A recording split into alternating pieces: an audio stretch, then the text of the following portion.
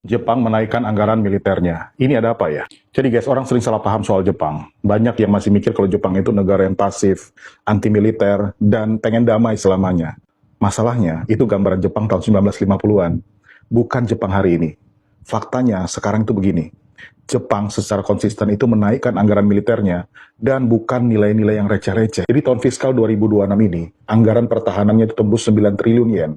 Rekor tertinggi sepanjang sejarah militer Jepang. Dan ini adalah ke-12 kali berturut-turut anggaran ini naik. Pertanyaannya sederhana, Jepang lagi siap-siap buat apa ya? Oke guys, sedikit konteks dulu ya. Setelah kalah di Perang Dunia Kedua, Jepang itu dibelenggu oleh pasal 9 konstitusi. Tidak boleh punya militer ofensif.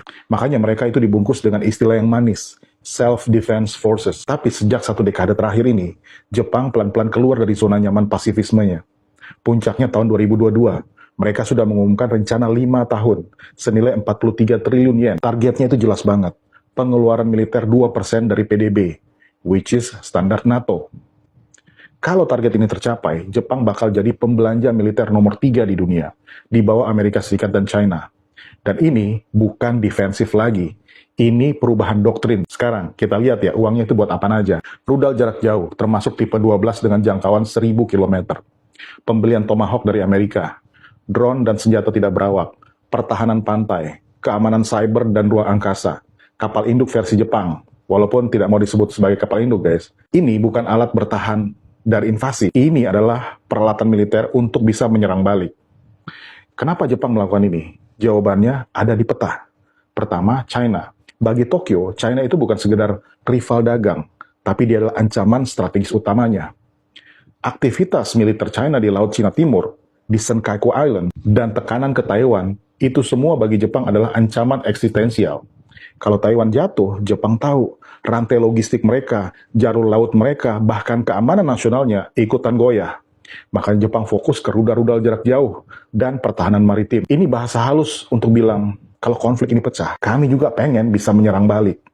Yang kedua ada Korea Utara guys. Jadi rudal-rudal balistiknya itu sering melintas di atas kepala warga Jepang. Ini fakta. Respon Jepang, mereka upgrade sistem anti-rudal, F-35, Aegis, sensor-sensor, radar-radar. Bukan buat gertak sambal guys, tapi karena ancamannya memang real ada. Yang ketiga Rusia. Latihan militer antara Rusia dan China, dan sengketa kepulauan Kuril, dan perang Ukraina membuat Jepang itu sadar.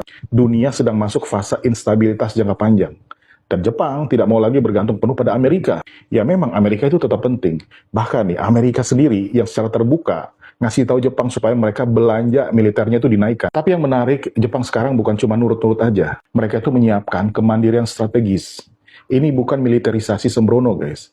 Ini adalah kalkulasi yang benar-benar dipikirin. Jadi guys, kesimpulannya sederhana. Jepang itu menaikkan anggaran militernya bukan karena lagi pengen perang, tapi karena mereka yakin perang itu bisa saja terjadi. Dan di dalam dunia yang makin brutal ini, Jepang memilih untuk berhenti pura-pura lemah. Guys, bagaimana menurut pendapat kalian? Ditulis di kolom komentar ya.